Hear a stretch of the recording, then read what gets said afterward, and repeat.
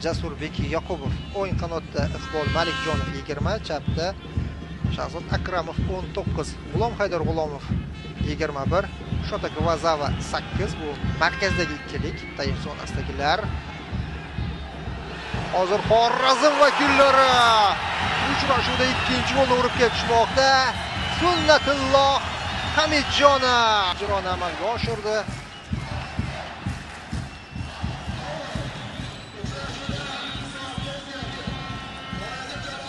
Bobakar Traore birinchi taymda 6-daqiqada gol urgandi Xorazm uchun.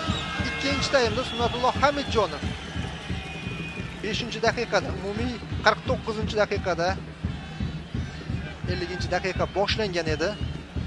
Gol urib ketdi. Chap qanotdan markazga pas, qanot himoyachisi hujum markaziga yetib borib aniq zarba yo'lladi. Sunnatulloh Hamidjonovni